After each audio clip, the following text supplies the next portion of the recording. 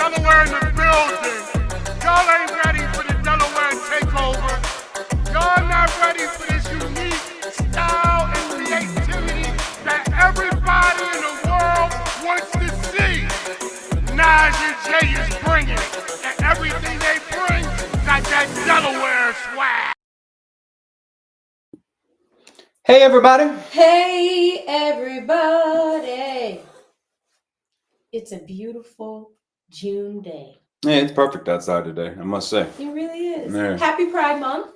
And isn't it Black Music Appreciation Month? It is. I thought about that earlier. But we have Black so Music much going. Appreciation Month. Yeah, for sure. Happy Couple Black. ladies could learn something about Black music. Uh-oh. You know, it's fine. Yeah, go ahead and start with the darts. I'm here for it. Yeah. Look them up. Look it up. Learn you something today, because it's a black city, baby. We can pretend all we want. You know, we can bring in other companies and bring in other things, but at the end of the day, it's a black city with black music. So go ahead. Now's just on one today. I support it. Yeah. Welcome to your morning sip of local mess. No, local news. What's happening in? You know what's weird is I'm actually forgetting it right now. But everyday mess. Real world mess. Real world mess. Real world mess. There we go. Yeah. How are you doing? I'm good. Got a busy month ahead that I'm pretty prepared for. Okay. Anything exciting coming up? Well, today I'm going to be at the library, the Wilmington Library, with. It's at the library. It's at the library. Okay. And this is so. I guess we're kind of already there. I mean, I should probably put the flyer just to be cool about it.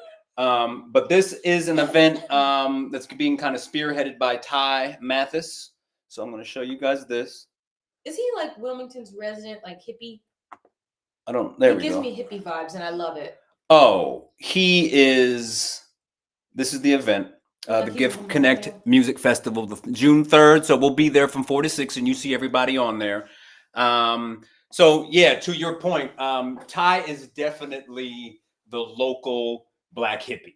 And if you saw his performance at the UAE, it's like you took someone from 1969 and just slightly modernized them and brought him right here to 2024 in Wilmington, because even his sort of demeanor and swag is very, hey man, so good to see you, brother. Like, he's just super light and like, hey man, just play my guitar. And I think the difference is, as I think about him, because he's really nice, is that he's not into the drugs. I mean, I'm sure he'll do a little something on the side, but he wasn't like pulling up to the concert high on acid. You know what I'm saying? Like, he doesn't go full on like Jimi Hendrix, Janis Joplin, like totally lit up to the sky. But in terms of like his overall demeanor and the way that he sort of presents himself, he's definitely a hippie from the 60s. And I love to see that vibe existing, authentically. Yeah. Okay.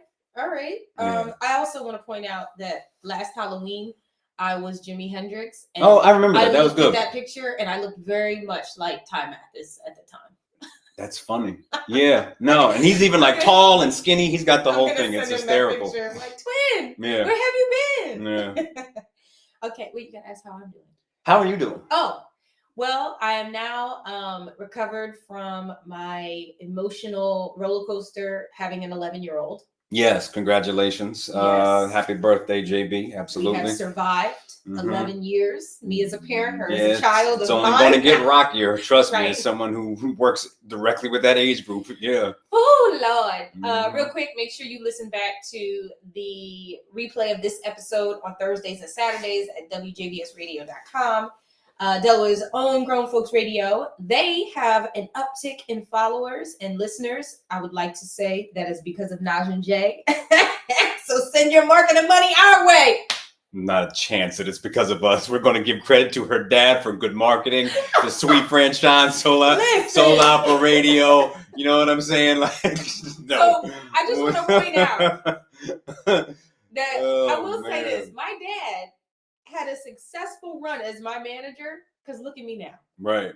And now he got a successful radio. Somebody invest in that man. I invested in him one time. I took him shopping at H&M and I spent like $300. I will say, and he looked good. I mean, I'll even go this far with it. Like, I'm wearing a pretty cool pair of Vans right now, and I saw your dad wearing them before a couple of years ago, and I was like, he's on the older side of things, as am I, and I was like, he's pulling that off and not looking, because the thing is that you don't want to look like an old dude trying to pretend that you're young, and he pulled it off well. So kudos to you for helping him, and indirectly it is trickled down to me, and I'm doing the best with a horrible sense of fashion. So yeah. I can't wait for the day that Ray is like, Dad, no, we gotta go shopping. Yeah, and I'm here for it. I really I don't have any strong objections to it. It's just like I'm not going to make the effort. It's really hard for me to do. I'm not going to make the effort. Wow. It's highly unlikely. Oh my. Okay, flowers. Let's start with Mala Mala Bang Bang. Yeah. Damala. She demolished it. She did. She goes by her artist name is Araya Love. And she opened up for Chrisette Michele this past weekend. And just based off, number one, Damala is a force, like phenomenal talent, phenomenal heart. Tells you like it is, honey. She's one of the people that I love because Damala read me. Oh, okay, cool. So, baby, and we like this now. I love it. Yeah, I respect that. But she is so talented, so freaking talented. And honey, I can't wait for you to put out a record. It seems to be the consistent problem for most singer-songwriter type people. Like it's just hard to do it properly. It is. But she had a performance. Right. She had a phenomenal performance where she opened up for Chrisette Michele. And a little tidbit I heard: the people who organized the event, she was only supposed to perform for however long. They came to her when she got done and asked if she could extend it because Chrisette wanted to hear her. Oh, great! Yeah, I hope that I'm often very cynical about opening acts. Like about that being an opportunity to leverage into something bigger. Yeah. So the idea that might actually happen for her is 2 thumbs up because she's one of the people who is a real singer and who deserves that. So awesome! Yes. I hope it does lead to more. She, I believe, studied at University of the Arts. I mean, we can dig right in. Not yet. We're getting there. We're gonna open that whole can of worms open. But congrats, Mala. Well deserved. We love you, and we're excited for the world to learn, more of the world to learn of you. Flowers again to Journey, and then Lisa, who had her birthday over the weekend, and y'all were filled with festivities. Y'all been busy. And Haroy and Aleem, both at the Roots picnic. It's dope. Yes. And then last but not least, Laura Vircher. She conducted the Warner Elementary Band concert that happened on Friday, and Journey was in it. Let me tell you something. The patience that you have to have, people don't know, to work with kids in general is one thing. As a musician, working with children in music, knowing that they don't practice, that they don't know their parts, that they don't read, like, I have said over and over again that part of my story is that through high school, I did everything possible to frustrate my music teachers into oblivion. What? Why? Because I thought music was corny. You ever seen the Bad Seed? I had no interest in music. I didn't want to be there. So you even got to differentiate between like the general music classes and like the kids who actually sign up. Like those general music classes where everyone has to go take a music class, which they should, are brutal for those teachers because you have kids like me who, and I was even worse because people knew that I could at least carry a tune and that I could add value to the chorus or whatever. You could not. And the fact that I had ability that I refused to give and then chose to, be a complete knucklehead about it. I know what those teachers deal with. So, all the flowers, every single flower in Longwood Garden to you. Listen. Because you deserve it. That is not an easy job at all. Her and the other adults that were in the band who I know also either taught or assisted Mhm. in bringing that together, bringing the kids together. And also the strings conductor, that instructor for that. I know I feel like this might be kind of dumb, but it's not.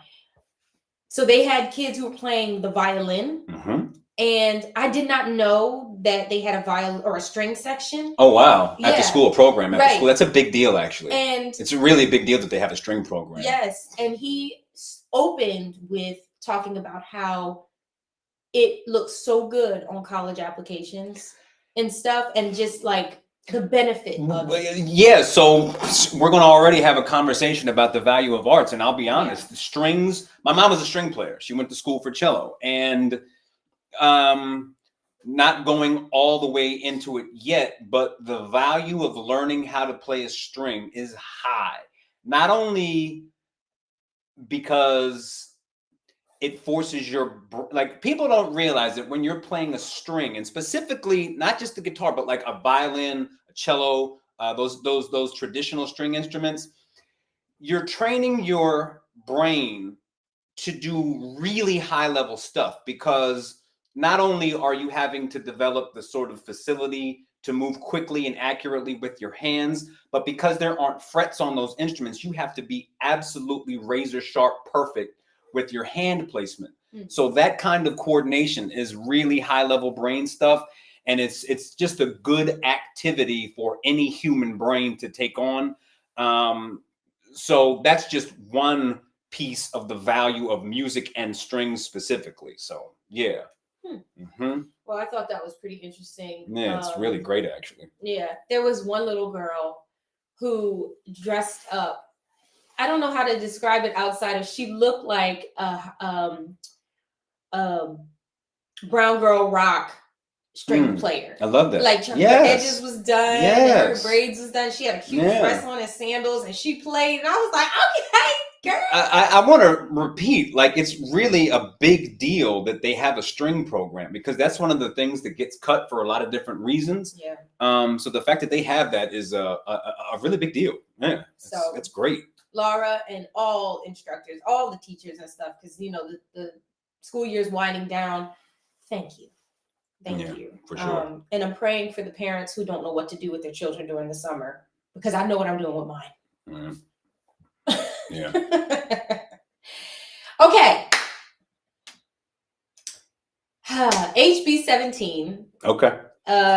Was voted on. Yep. And the interweb, or the local Facebook interwebs, were a bit hot about the fact that is it state representative? Yes. Namdi, Yes. So was the sole Democrat who voted no for paid sick and safety leave for part-time and full-time employees. I'm going to pull up a flyer that was given to me from Cheyenne, and this isn't, to be sort of accusatory. It's just to kind of show you a couple of images, kind of showing who voted for what, and take it for what you will. All right. So there's that. HB 17 will provide full and part-time workers in Delaware with time off from work without the risk of losing pay or getting fired. And here's another slide that she sent me. I'm telling you, like, it was sent to me from Cheyenne, and she definitely has her mission. Okay. And here's more information about these it. These are the people who voted yes. These are the people who sponsored it. And the other one was the people who voted yes and who voted no. Now. So here, go ahead. I'll let you handle that. I read the amendment and the bill. I'm gonna be honest, I didn't know what the hell I was reading. And that's okay. I think most people. But here's the case in point.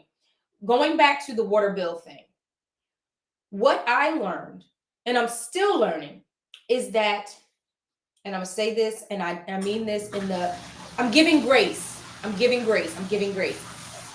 There were a lot of people who had no idea what the state law and what different terms mean when it comes to what was being voted. Word, compound word. What in the world? We're being attacked by Siri. I didn't ask for any of your help. What is going on? I don't know. All right, continue. Siri Sorry about said, that. Let me in, coach. I think I pushed the wrong button by accident. Okay. Go ahead. Sorry. Yeah. All right, go ahead. So I realized that there are a lot of people who are in council that are in political seats who have no idea how to read bills, laws, determine what they mean. I understand that, just because they're just like us, even though But they shouldn't be. It's sad, but it's true. It's not because okay. As I was doing my research and talking to different people, I realized that what they communicated to me was incorrect, and also that people outside were communicating things that were incorrect. So there's just a lot of people not knowing what the hell they're talking about. But at the same time, I feel as though when you vote no to something and you are for the people, you have to give the people an explanation as to why. Explain what is going on and explain why you voted no, or explain why you voted yes, because our eyes are on you. This is a blue state, generally speaking, and I'm very confident in saying that Namdi's district is comprised mainly of Democrats who would likely support what that bill is. So if it is just the fact alone that he voted against it would naturally make anyone have questions. Right. So no, we don't understand the details of the bill. Right. We do understand that people that we respect and believe in did vote yes for the bill. And quite frankly, there are some other issues, specifically with Leobor, where Namdi has not been on board, that he's not been on board with. And that, in my brain, starts to create a certain pattern that gives me concern. Now, maybe there is something going on behind the scenes that we don't understand. Which is very likely. And that is very likely and possible. But when you are supposed to be the voice of the people that you represent, at a certain point, when you're voting no against things that most people in your district and that are your that are your coworkers, if you will, are voting for, well, what's the reason? I'd like to hear your voice. That's for me. Give us a specific reason as to why you don't support it. And then maybe we'll be like, oh, I didn't know that. And it makes sense. But as it stands, it's just like, whoa, why would you not vote for that? Like, I'll say this. Tizzy voted for it. And Tizzy's very smart. She clearly also knows what's going on behind the scenes. I generally trust her. I've disagreed with her before, and I will again, specifically with gun legislation. And,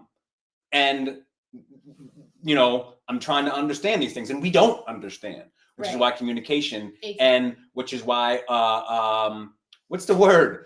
Transparency matters. Right. So, yeah, if anyone has any behind the scenes knowledge of something that we might be missing, tell us, because in my opinion, the bill looks good. So I'd like to know why he didn't vote for it. Right. Yeah. And again, I feel like,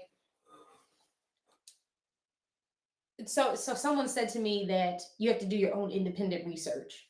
Sure. And which I completely agree with. And I did. And the problem is that when you do your independent research, it's very difficult to decipher and understand and decode what these bills and laws and legislation and all that are saying. And the language is difficult. So that's why it's important for our representatives, whether it's council, whether it's the mayor, whether it's a state representative, a congressman, it's very important that you lay it out in layman's terms so that people like us can understand it. And we can understand your motive and why you chose to vote whichever way you decided to vote. I also will say that I need people to stop being so nasty. Like,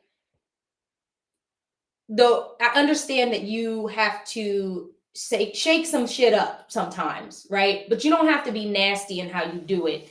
And I feel like conversations can be held even better when you come at it intelligently and professionally and tactfully versus coming at things in a nasty way, just spewing things at people. Like, we can have an adult conversation about political things and not attack each other. So yeah, that's really it. So Don't go attacking people. Just, help people understand. That's it. So, oh wait, Richard said, I called and I asked, totally understand why he voted no. They added things in the bill that should not have been in there. Okay.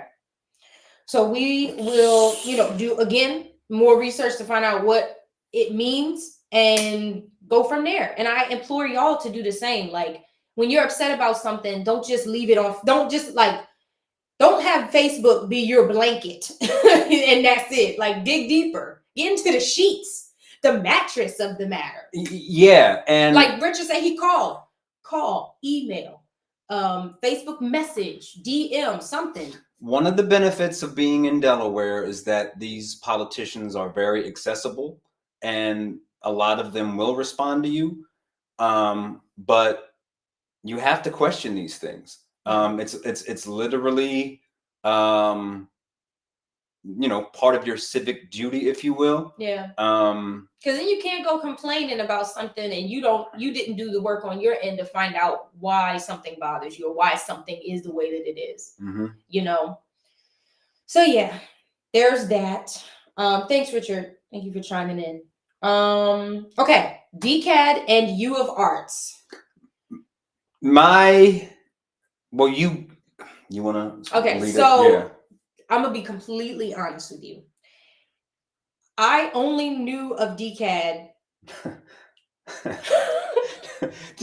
Go ahead. Sorry. Right. I did not know much about DCAD at all. Like, I think I've met one person who was there as a student in the however long I've been living here.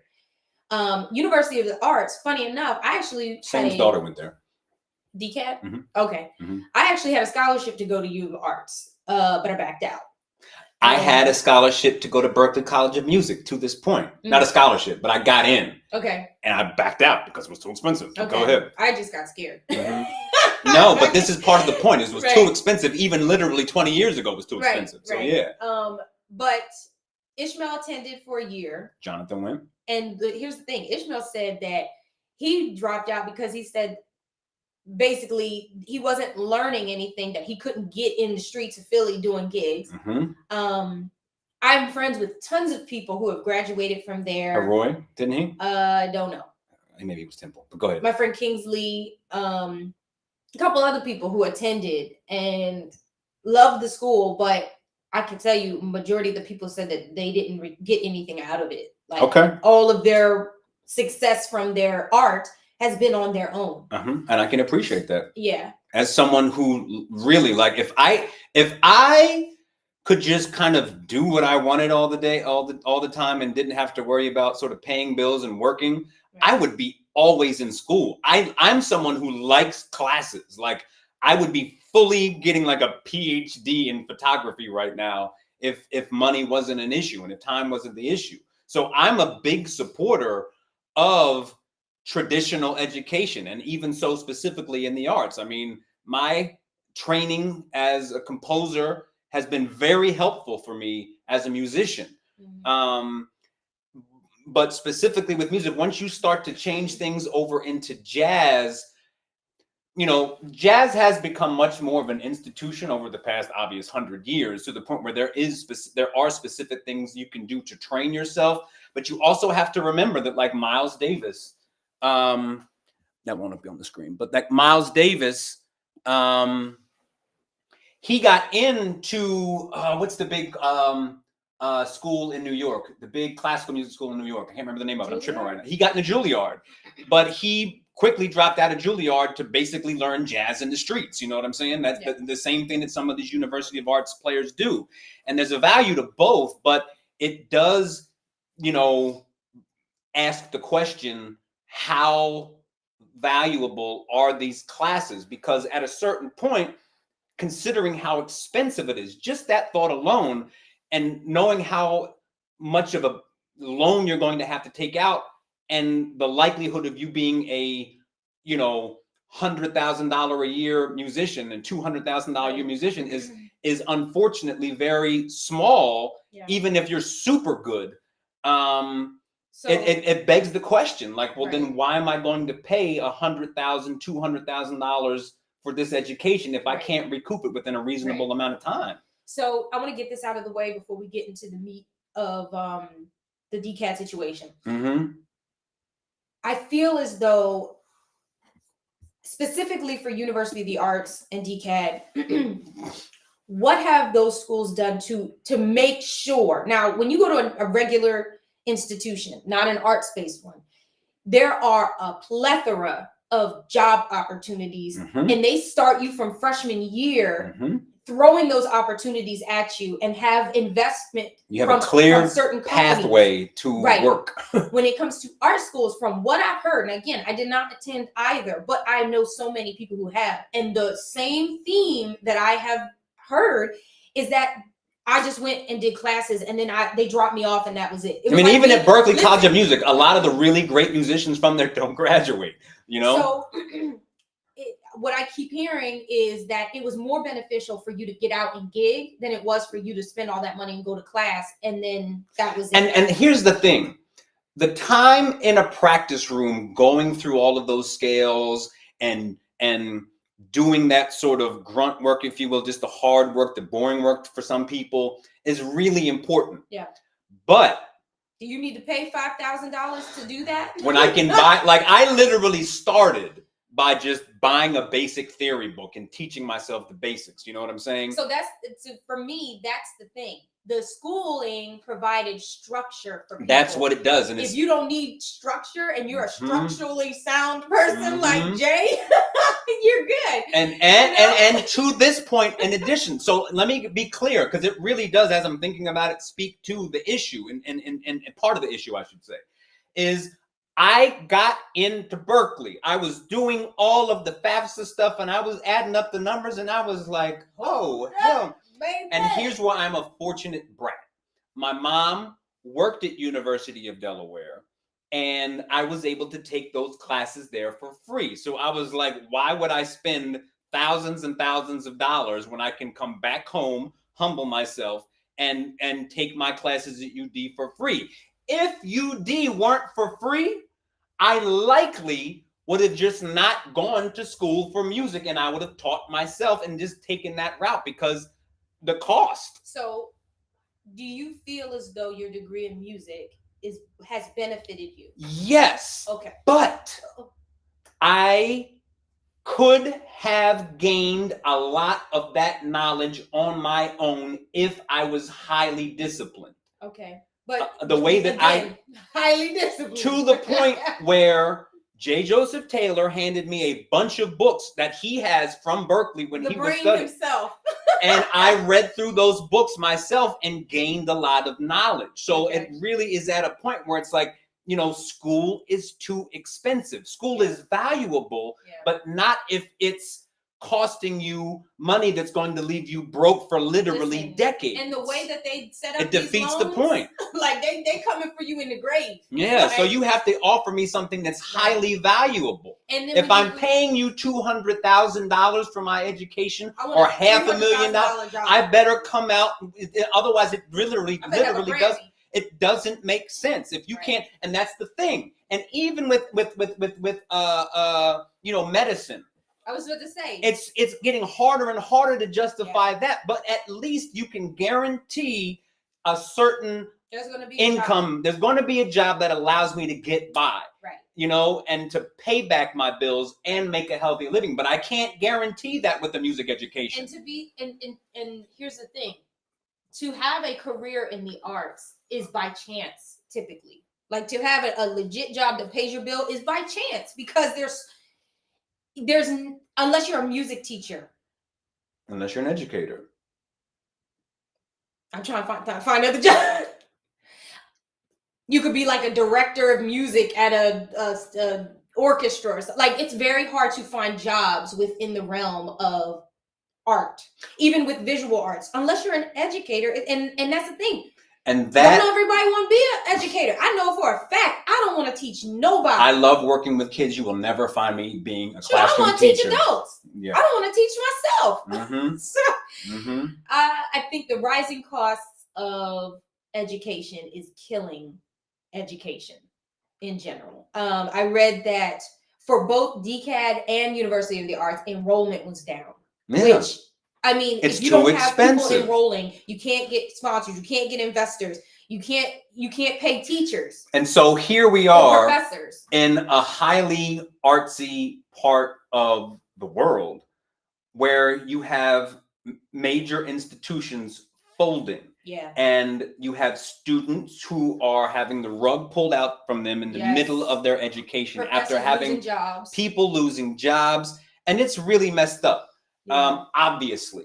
And what I made a post about it maybe 2 days ago, and I pulled it down because I'm trying not to be insensitive. But personally, I'm in this weird space of, on one hand, like I said, I love formal education. I love taking a class and being like, giving me a clear structure towards a path of knowledge. I love that. It's just, it's simple. You know what I mean? Quite frankly, it's easy. But the artistic path is not, it's not step by step. Every artist has to carve their own path. It's a very unique way of living. And so the fact that we're slowly sort of devolving into this situation where it's like the arts across the board is the wild, wild west, I kind of like it. But it really sucks for the people who've invested money at this point. And it's like, it's really sad, but it's also oddly exciting to me. Now, go ahead. I'm sorry. I read the article about the DCAD thing.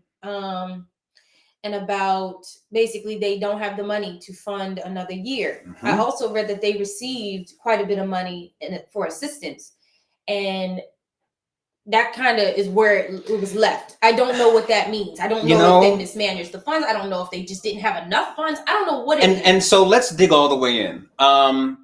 You know, I didn't expect to say these things today, but we spend an incredible, it's just the fact that the government actually does have the ability, like the ability to put a huge amount of money towards like homelessness, right? Like really, if we really, really wanted to, we could chop some of this money from the defense budget and put it towards the arts, towards education. Because if we're honest, here's the thing.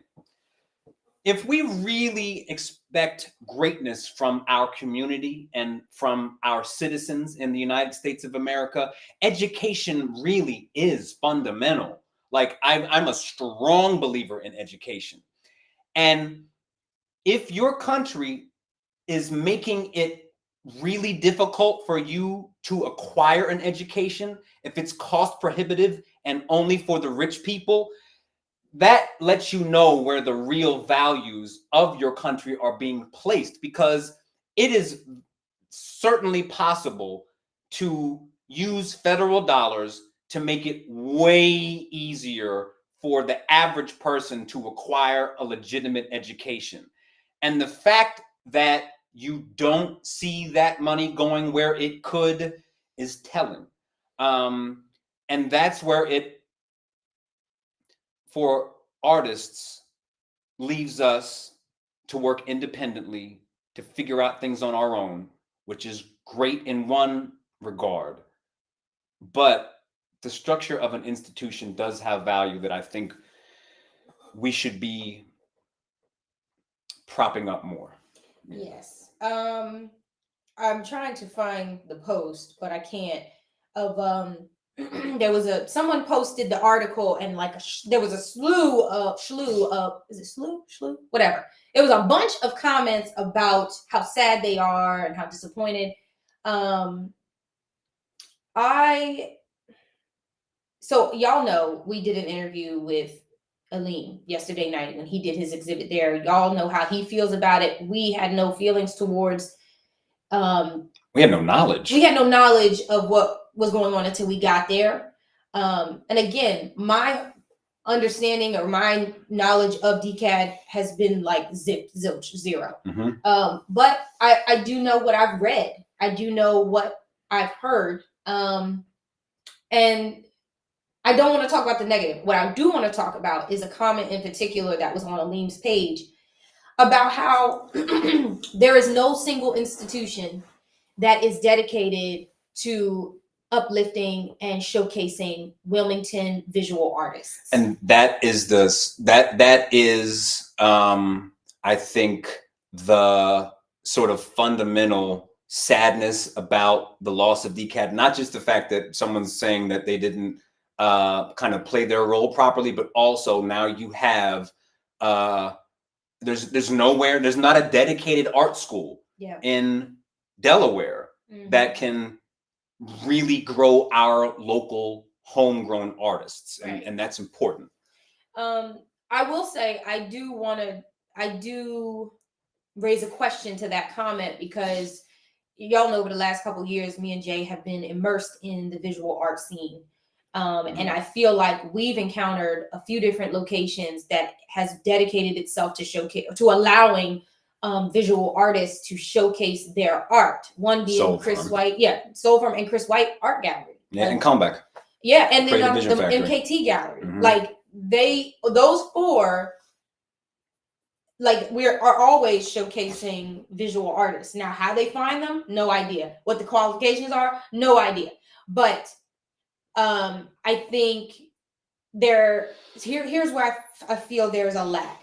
When Art Loop comes around, there needs to be better promotion. There needs to be dedicated teams of people, or a team of, or somebody who is dedicated to highlighting Art Loop and the different galleries. There needs to be a revamp in general. That's a whole different conversation.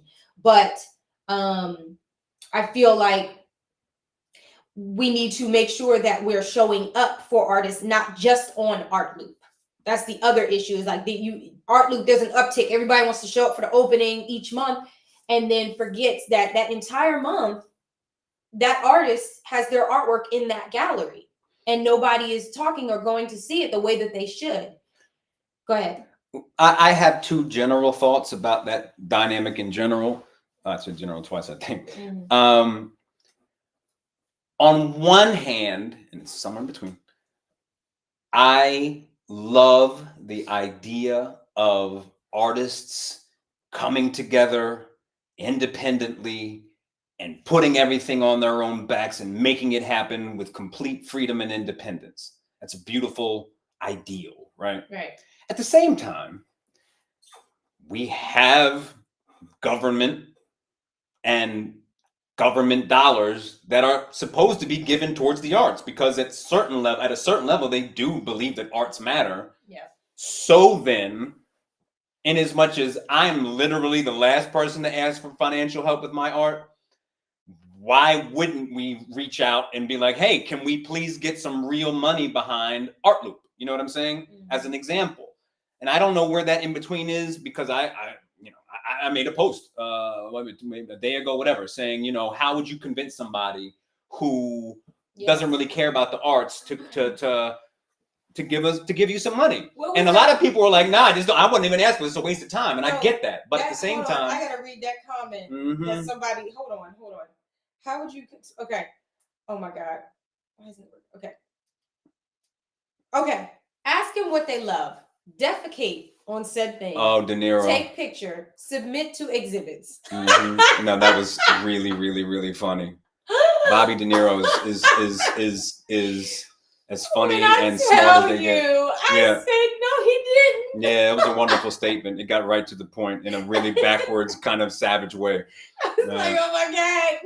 Yeah, but like it's a balancing act, and yeah, I'm kind of being repetitive at this point, but it's everybody two different wants things. Art until it's time to pay for it, which makes no sense. And I don't really get that, but at the same time, I don't know if you feel the same way. Right. As an artist, I'm in a constant state of asking myself, is what I'm doing valuable? And that's a spectrum of saying, number one, is my specific art valuable? Am I wasting my time with my art? And also, does art matter?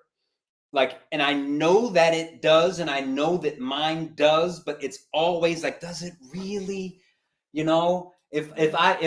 my kids if I was super broke and we're about to lose our house, art becomes secondary.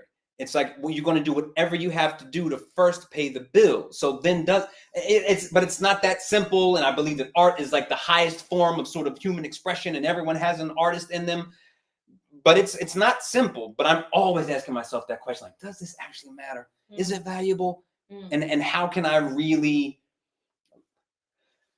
lock into it myself to keep myself motivated, knowing that it does matter, when it often seems like, yo, I can't even get you to buy a painting. You know what I mean? For me, and this is, controversial to some and many.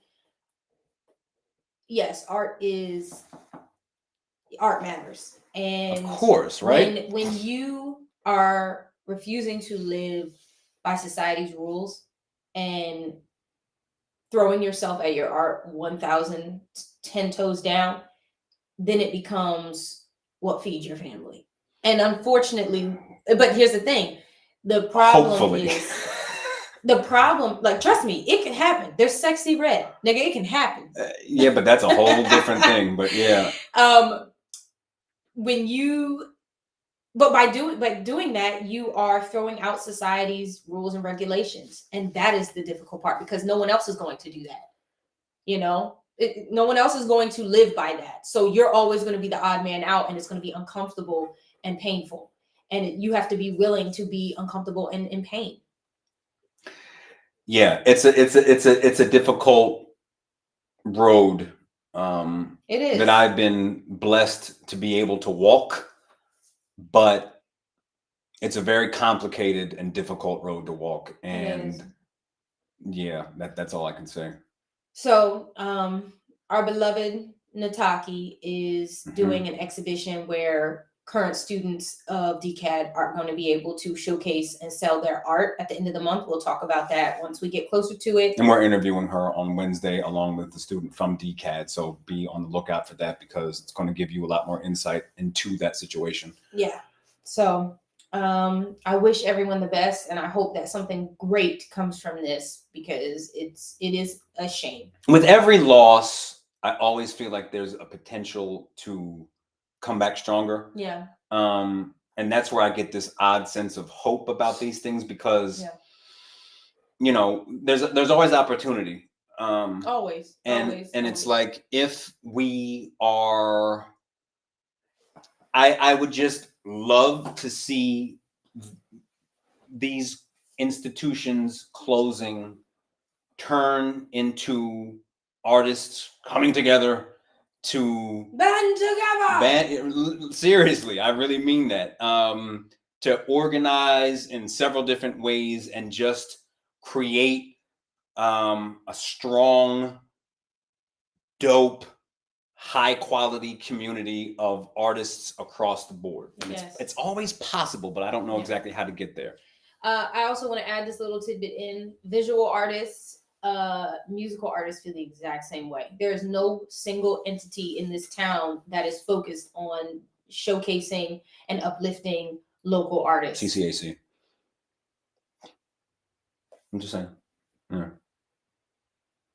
Yes. I have thoughts on that, but I need to process, because that's not what I mean. Okay. Well then. Yeah. It means something. What I'm talking about is a little different. But we can pin this conversation. Okay. He's a felon. He's a convicted felon. 34 counts. Guilty. Get it. Go ahead. Are you pulling up that picture? I'm pulling up something very specific. Here it is. So when you're ready, I will pull that up. But say what you got to say, because it's really funny.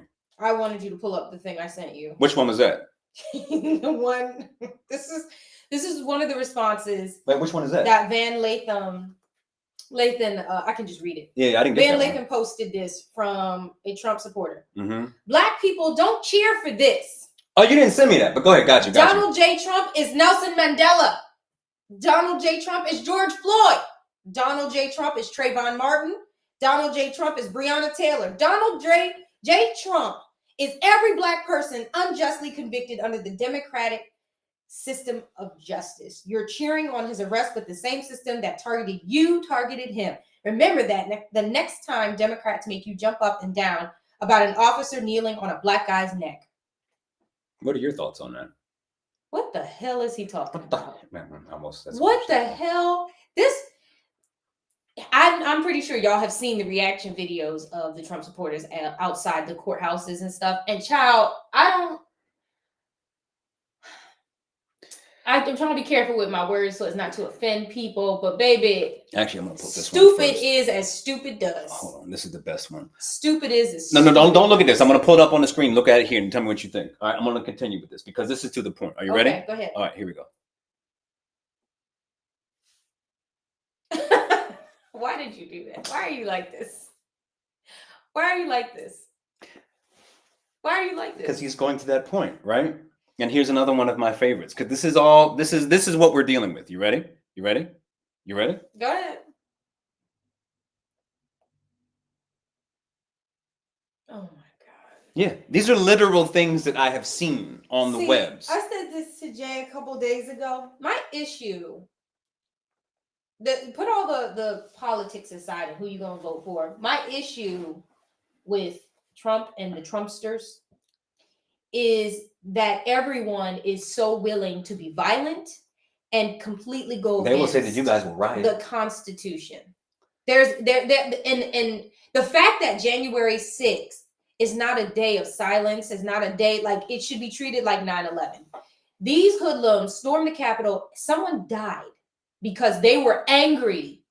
They were angry at an election result. And so they stormed the Capitol building where you can't even go without clearance. Election. You can't go without clearance. There are police officers every which way. You can't even so much as sneeze in that building without somebody checking up on you.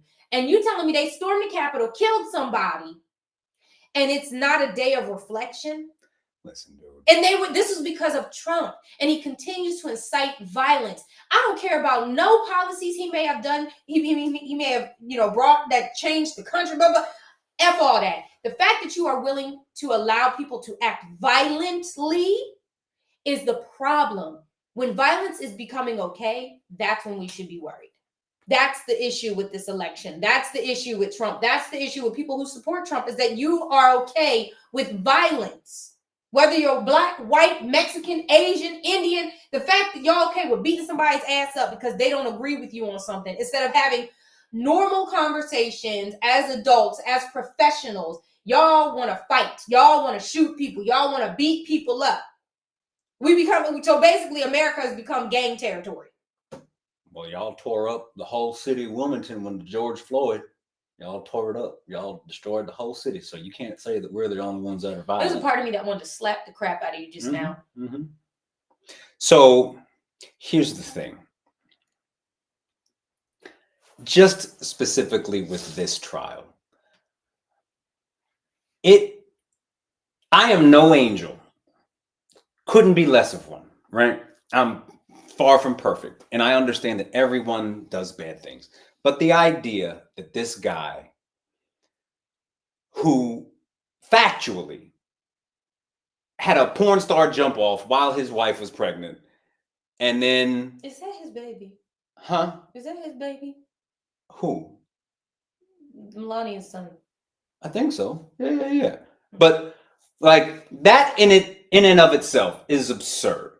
And listen, I was reading an article about what's going on with Hunter Biden, and there's an equal amount of wow to that story, okay? Hunter. So this isn't to say that Republicans, Democrats, but like that in itself, like this guy's not if you're supposed to be president, there's got to be a certain moral standard, right? And that in and of itself is like, that's got to disqualify you.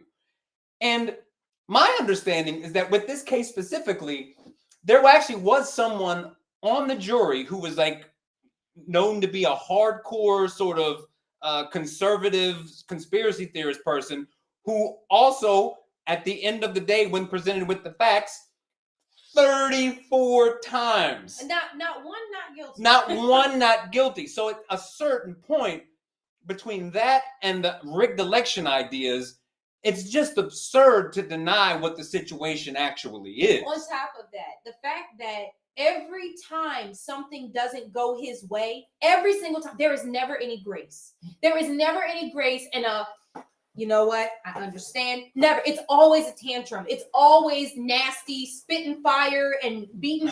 Like, it's always that. Why is it but okay it's, to and always here be angry and nasty? And keeping in mind, and my cousin Dion kind of helps me to stay sort of focused on what the reality is. Like, number one, he literally has never won the majority of the vote. All right. Most people don't support him. And the people who are really hardcore concerning, they're an even smaller percentage of people. But the fact is that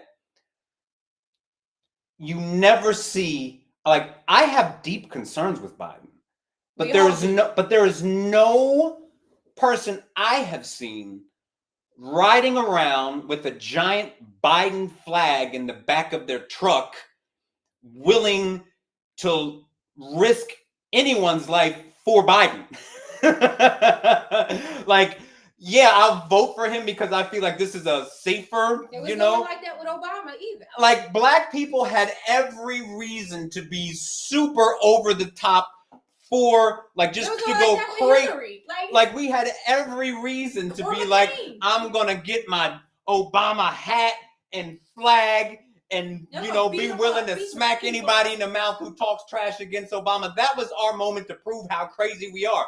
But no, it literally is only these Trump supporters specifically who are willing to go over the top for their guy. And it's so ridiculous because at the end of the day, he's a politician.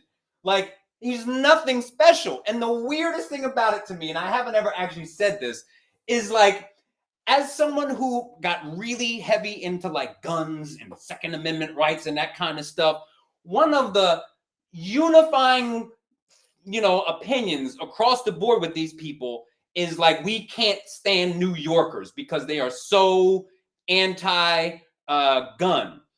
Trump is the ultimate New Yorker. He's the ultimate, like, everything that they supposedly can't stand. He comes from that completely. And the fact that these people are willing to risk life and limb. Do you know that he raised $200 million since the conviction? Of course he did. Of course, because he was wrongfully convicted. He's innocent. He's an innocent man. He's done nothing. Let me tell you something. He's gonna make America great again. If Joe Biden gets convicted right now of a crime of 34, whatever, I ain't giving nobody a single red cent of my money. Anyway, so the idea that I would like get, and these are many from people who don't have a lot of money. Listen. So it is. I don't know how he magically pulled off this cult status. We do know. You tell me, because I don't know how he did it. Because America is historically racist, and it historically has to always have a dictator or a king or something. No matter what the Constitution says, no matter why they came over here in the first place, if they're not on top, if they're not the top dog, the bear, the lion, the king tiger, all hell breaks loose. So anyone who mirrors that mindset is their leader. That's historically across America. And anybody who challenges that, the Joe Bidens, the Hillary Clintons, the Obamas, the Al Gore, the John McCain's, the Mitt Romney, anybody who is not like that, they're not going to get the same support that Trump is going to get. He is exactly an American. You make a great point. That's why I still where he is. Fundamentally have no idea how he pulled off the dark magic that he has pulled off. Because he's speaking the inner thoughts that everyone suppresses, because everyone it's evil genius, because he's not even from that. He's fundamentally probably racist, but like, he is not a poor Southern man. He's not a farmer. He is not that. He is a spoiled, rich kid from New York. He is the Instagram wildest dreams of all those supporters. Like, you know, when you look on Instagram and Facebook and you see what everyone wants you to see, and you idealize. Trump Is it is idolize? much Idolize? more like Joe Biden than he is like most of the people that vote for him. He's and maybe even less like Joe Biden, because Joe Biden did have to struggle a little bit. I don't think Joe Biden comes from money. Like, he is a trust fund New York baby who has really figured out how to tap into the darkest part of America as a complete outsider from that. And it's wildly and frighteningly intelligent. People are not going to do the research. But they don't have to. It doesn't matter. I think, to your point, actually, it doesn't matter. The research doesn't matter. It's like, you're speaking my language. And that's all that really matters. Yeah. All right, I'm done with this. He's a convicted felon. That's all that matters. 34 times. Unanimous. Real quick, I really want to talk on this because it's irritating. It's eating me up alive. So Angel Reese and Caitlin Clark, y'all know, star college basketball players drafted into the WNBA. They've been having a rough time. And as they should, because they're rookies. But go ahead. Okay, right. So let us talk about the timeline of events. Okay, real quick. I want to get into this. They were in high school, and then they went to college and played basketball. Guess where they were last year? Ask me where they were last year. What do you mean, where were they last year? Where were they last year? In college. Mm-hmm. And where are they now? Playing in the WNBA. Right. So where have the women who have been playing in the WNBA been playing for the last at least 5 years? College. No. On the WNBA. In the WNBA? Exactly. Okay. So let's talk about this. Just got out of college, playing college basketball with college students, and within the last month, plopped into the pool of decades worth of experience of grown-ass women playing in the WNBA. Why are y'all going into these games with these expectations that they're going to be able to outplay? Why does this concern you? I'm actually really interested. I'm just surprising for me. Tori was basketball player. Okay. I played basketball as a kid, and that was like one of my dreams. I wanted to be a basketball player. My nickname was AI. I cannot believe this. I've never heard this, and this is unbelievable. My dad to this day was like, "You used to play basketball." It was first grade, Dad. Oh, so okay. It was first grade. Let it go. Oh my gosh. But Tori went to college on basketball scholarship. I knew that, and she was very good. Tori was great. But why it bothers me is because, number one, the WNBA has needed the eyes on them and the respect and appreciation for decades that they are getting now. Is it because of the Caitlin Clark and Angel Reese? Of course, it is what it is. Which is great. Because people disrespect women all the time in many different careers. But we're not going to go down that road. What we're going to talk about right now is the fact that we are here, right? And we're excited. There's an uptick in viewership, sponsorships. We got different channels now airing the games that never aired the games before. This is a movement, and I love it. But at the same time, y'all got to stop expecting these young grown women, to play against these full grown women and not get beat up and bruised a little bit. Like, I really be wondering, like, where y'all heads be at, because it don't make no sense. And then on top of that, you cannot say, oh, you can't hold Angel Reese accountable and not Caitlin Clark accountable. Like, the way that y'all are treating them, and people want to talk about race, I'm sure that plays a part. But they're both in the same And it really category. Sucks for them, because in a large way, even if at this point, there's an expectation that they become trailblazers. In a sense. And they already are, right? But right. Who knows how successful they'll be. But like, they are carrying a really heavy load right now. And to your point, like, the difference between a 21-year-old woman and like a 30-year-old grown veteran, that's a different kind of woman. Listen, you know what I'm saying? Let me put it in terms that women will understand. Having your child, being a mom of 3 versus a mom who just had a baby, there's a big difference. I'm a mom of 3. So when I talk to women who just had a baby or are pregnant, about to have their baby, the conversation is a lot different. You know, you can run with me, but you can't run with me at the same like level. Like there's big differences. I've done this 3 times over, 2 at the same time. Yeah. You did it once or haven't even done it yet. So they're going. You're not an official mom thug until you got like a 5-year-old. Like you still gotta look. You at the tub. Yeah. You ain't got the hug yet. Yeah. The hug. Yeah. So think of it that way, or in a man sense. Try putting a 21-year-old. It's different for men, but I hear your point. 21-year-old versus a 35-year-old man. There's a difference there. Men age differently because a grown. So men don't really find their full capabilities, like strength and everything, until maybe like late 20s, 26, 27. But like and I know that LeBron and Kobe are total outliers. But a well-trained 22-year-old man is ready to rock and roll. I just think there's a difference. But it's only been a month. Oh no, that's totally different. A month. That's completely different. It's been a month. No. No. Let me be clear. It's not fair what's being put on their backs. It's completely unfair. And we're holding Caitlyn and Angel accountable on the same level. They are no different than each other. They are each other. That's it. Point blank, period. They're both in the WNBA. They're both on teams. They're going to follow the rules and regulations the same exact. They're probably going to retire as like really close friends. Like when you go and you think about boxers, like Holyfield and Tyson are like cool now. You know what I'm saying? Yeah. Like, I need people to ease up. Like stop putting so much pressure on these girls. Like they're supposed to come out and be the LeBron of the team right now when they just got in there. And also stop being divisive in, you're not holding, Angel Reese, or you're not holding, like, shut up. And respectfully. Just God. Respectfully, for all of you sports fans, their job is to dribble the ball and throw it into a basket. It's not that serious. But it is, Jay, because it's the WNBA and women. I'm just saying sports in general. Like, I respect and enjoy sports, but what that big, giant, athletic millionaire is doing is taking a rubber ball, bouncing it really skillfully, and throwing it into a basket. Okay.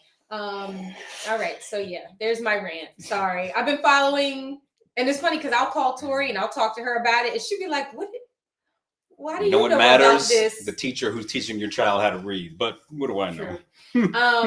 So sorry, this show's a little bit extended because we missed last week because we was on vacation.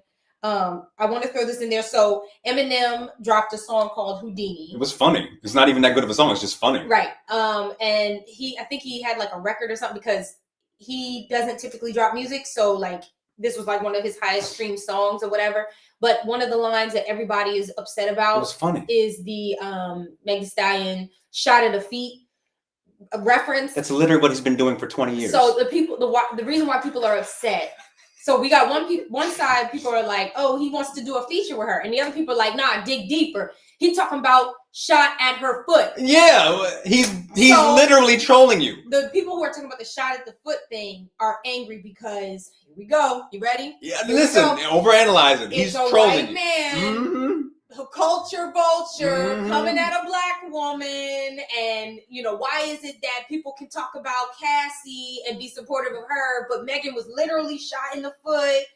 And child, do what you need to with that information, but it is standard Eminem. If you know Eminem's music, that's it. It's almost like being surprised that Aleem said something absurd on social media. It literally, like that's what he does. It's like being surprised that Kanye said something. Oh golly, he said something outrageous again. Like we didn't expect that. Like, gotcha. And what I will say is, Eminem is white. It's quite different. It's white. It's quite different than Vlad. Oh, he's completely different. You got to remember that. He's completely different. Even if you don't like his art, his music, you don't like his tone, you don't like his beats, whatever. He is of the culture. I don't care how you can't argue that to me. And then Nicki Minaj was arrested in Amsterdam before her show, live streamed it, and it was because she brought drugs into the country. Now, I didn't know this, but drugs are completely legal in Amsterdam. You can go to the gas station, get cocaine. Yeah, Montreal, Canada too. But you can't bring it in. They said, baby, you got to buy your goods here. So we're going to put you in the pound real quick because we don't like what you bring. A pound for the pound. Right. Mm-hmm. So there's that, and everyone's like, free the Barbie, and oh, Nikki, she's a target, and blah blah blah. Rules and regulations. There are consequences to your actions. Don't. As a multi-millionaire superstar, Didn't we learn from Brittany Griner? Don't bring drugs into the country. Get your man to do that. No matter who you are, what you're doing, where you're going, how much money you got. At the end of the day, find somebody else to do. Find somebody else to do it for you, Hoss. Like get somebody else to do it. Yeah. So I just want to put that out there. Yeah. I thought this was hilarious. I was listening to NPR, and this was the exact headline. Mm-hmm. Reading literacy is down all over the country, but listen soon to how one school in Georgia is changing that. Okay. I want you to listen to that. Can I listen read to that? it. Reading literacy is down all over the country, but listen soon to how one school in Georgia is changing that. Hold on.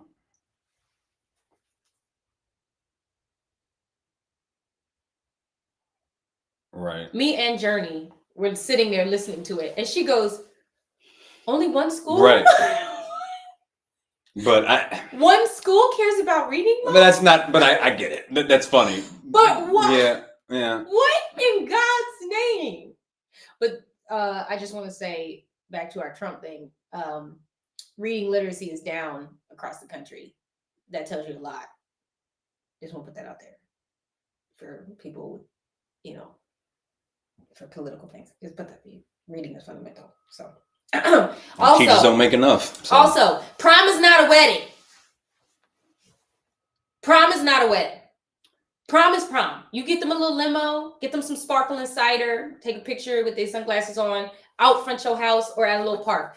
But y'all spending $26,000 on a prom send-off. Y'all spending $14,000 on a extravagant Lamborghini that your child is going to crash because they don't know how to barely drive the Honda Civic hatchback that you have parked in your driveway. That needs to be redone.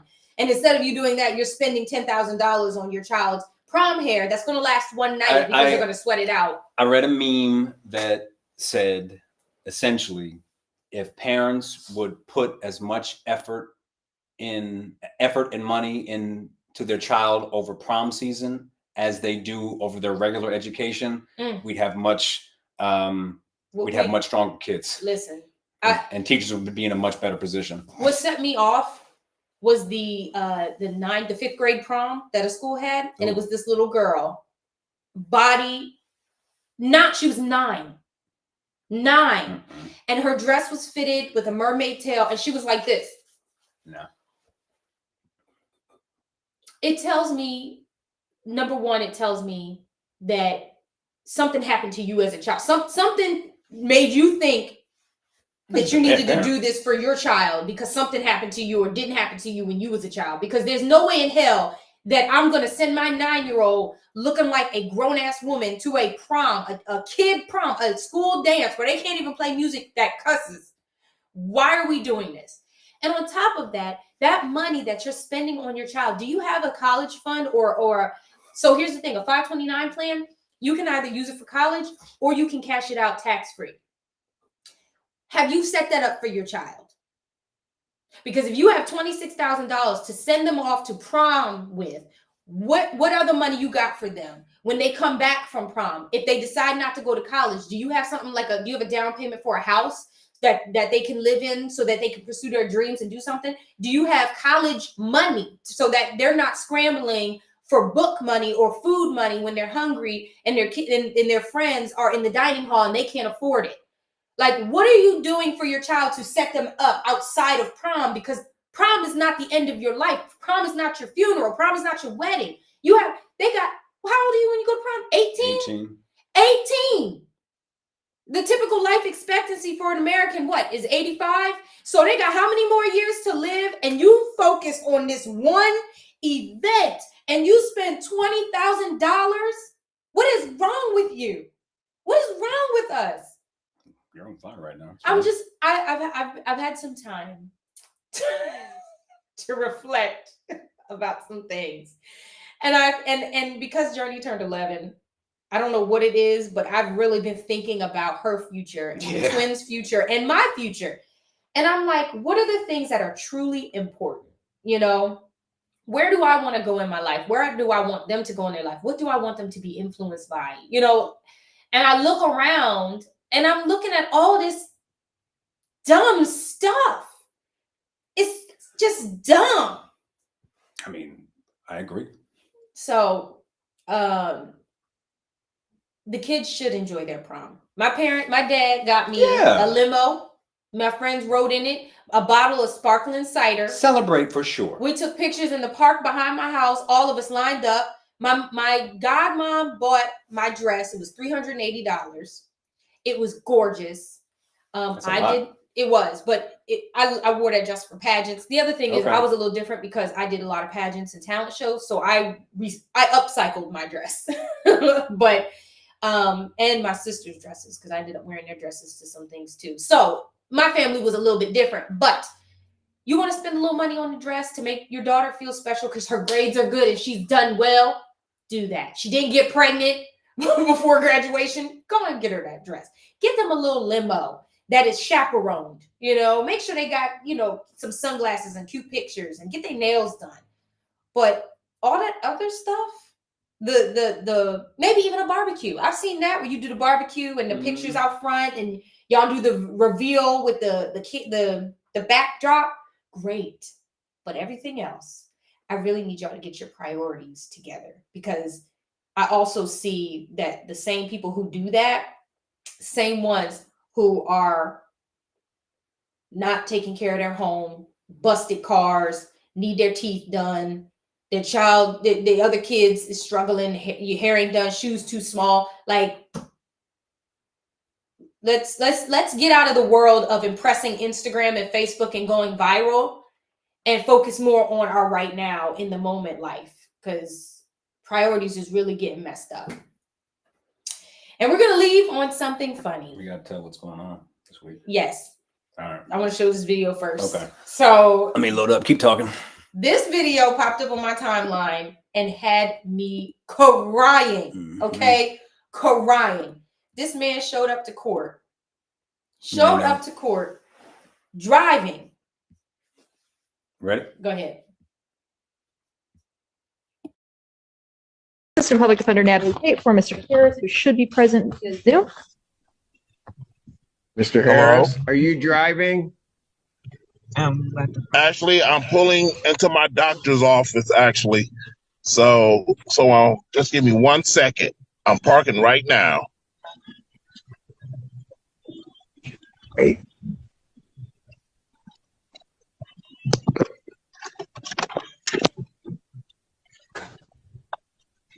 You stationary? I'm pulling in right now at this second. Yes, I am. All right. What are we doing? Your Honor, we are respectfully requesting an adjournment in this matter, up possibly 2 to 4 weeks that the court would allow. So maybe I don't understand something. This is a driving while license suspended? That is correct, Your Honor. And he was just driving, and he didn't have a license.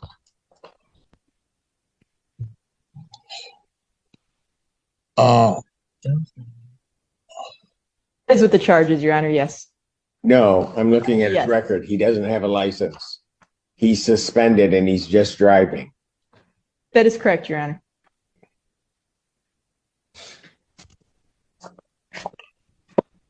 Oh. I don't even know why he would do that.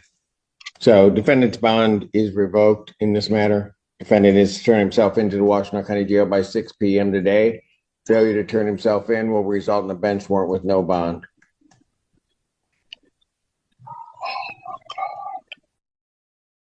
Assistant Public Defender. What y'all think of that? His name is Corey Harris. And apparently he 2 years ago had his license suspended and then it was reinstated, but it never went through the system, or whatever. And it was due to child support, failed to pay child support. And he said He basically said that with the type of ties that I have with the church and in the community, this is very embarrassing. I kind of feel like he's being made to look more stupid than he is. Like, I feel like there's an honest mistake being made here.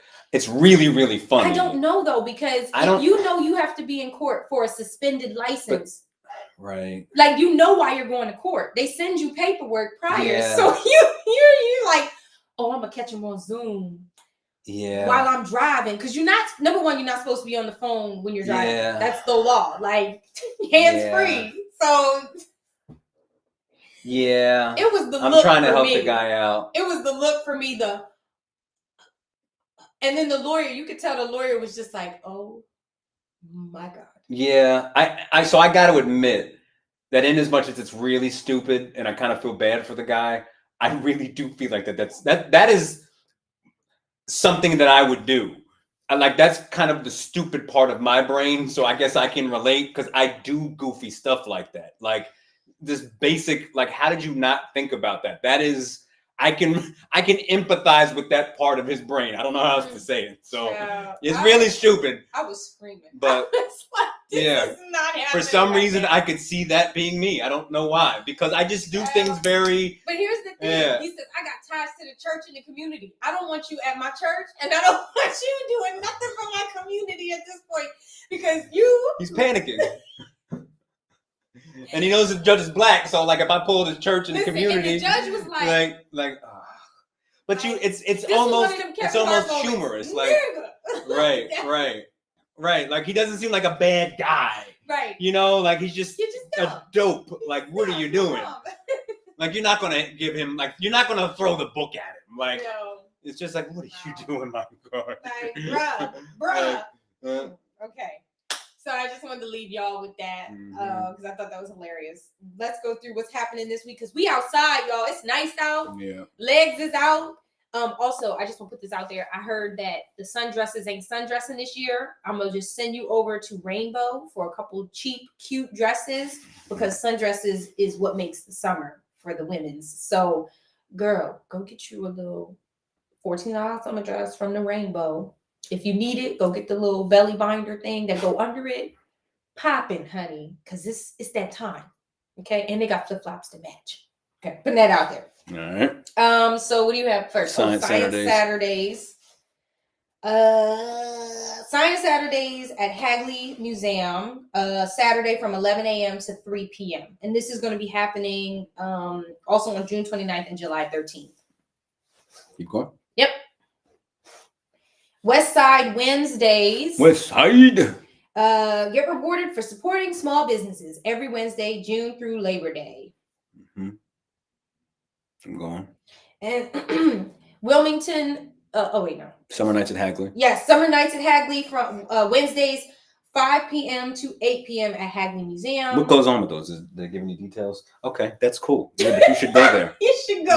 Yeah, all right. You should just go on Wednesday. Yeah. At 5 p.m. Great place if you got nothing to do. Wednesday night, 5 to 8 p.m. Summer Nights at Hagley. Beautiful space. Yes. Beautiful space. Very beautiful. Mm-hmm. Carrying on. BKS at the Reef. Now this, we can tell you about this. So let me tell you something. Y'all gotta go. You gotta call in advance and set a reservation because if you don't, you're not gonna get in. Point blank. Period. No matter who you are. It's not that big of a venue, actually. It's not. It's not huge. But it's packed. But it packs out, and I mean they pack them in there like. Get yourself a seat at the bar. Yes. Yeah. Mm-hmm. So make sure you call, make a reservation because they literally book up every single time. Mm-hmm. Summer concert series. The Fuzzaholics. And you know who's in that band? Nope. Perry. Oh, okay, cool. Gotcha. Perry's in there, and y'all know he just had a baby, so go ahead and run that up and support him. Tip that man specifically. Walk right up to the saxophone player and hand him a drop plate. dollars in the bell of his horn. Yep. Mm-hmm. That's 6 p.m. to 7:30 p.m. Rum and Reggae Cruise. Friday at 7 p.m. to 8:30, 815 Justin Street. It's every Friday this month. Paradise Tiki Tours. Okay. Jazz brunch. Yes. I love this so idea. Darnell was this past weekend at the Art Museum. This Friday is Lynn Hamer Trio. And it's looking like every Friday. So make sure you guys head on over there. I will be here for sure. I'm not going to say, so I feel like I'm obligated to say that the Greek festival is my favorite because my best friend is Greek. The Italian festival is equally awesome. It's the following week, but I will definitely be at the Greek festival getting a gyro or 50. The trick to the Greek festival also, like, there are great vendors outside, but where the real authentic Greek food is, you got to go inside the church, go downstairs and get you a couple of plates made. That's where you get the real good stuff. So yeah, I love the Greek festival. All right. Delaware Music Network's open mic jam session June 5th at the Wilmington Library. You really got to say it right. What? The library. I'm Sheesh. so sorry. Yeah. I'm so sorry. So that's this Wednesday. Next. Look, who's that? We know who that is. That is Jonathan's baby. Yeah. Family Second Sunday at the Delaware Art Museum. If you go on Facebook, all of these events are on Facebook. So you can find out location, time, all that, who's putting it together, everything. Go ahead. And we have First Fridays at Deco. Join us for art, music, and cocktails from the window every first Friday, 5 to 9:30. Also, Art Loop is this Friday, right? Yes. Yeah. So make sure you guys head on out for Art Loop. And because it's nice out, you can actually walk to each venue within the city, of course. And there's a bus that starts at the Delaware Contemporary. And last but not least, Wilma's Late Night Happy Hour with DJ Mac Wando every Tuesday from 9 to 11:30. I have personally heard him on several occasions. And you want to party, this is the DJ for sure. And I'll also say that that space has a really good, there's one drink in particular, I can't remember the name of it, but it's like a tequila based sort of margarita drink. And they put black volcanic salt around the rim. It's delicious. It gets you lit up properly.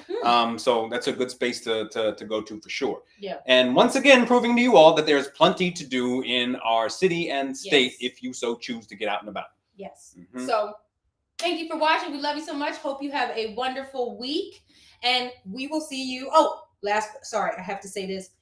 Look out for our save the dates. I have gotten an influx of people asking about the block party this year, the Najin J block. That's funny. The Najin J Black Party. The Najin J Black Party is August 17th this year. And we are doing our best to make it bigger and better. If you would like to be a part of sponsoring us, we have a spot fund link that I can share with you where you can donate to help us put a bunch of stuff together. We're trying to get a moon bounce.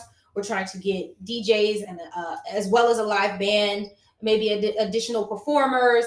We want to do it bigger, so we need your help. But at least you can save the date if you want to just come and enjoy. It is free and open to the public.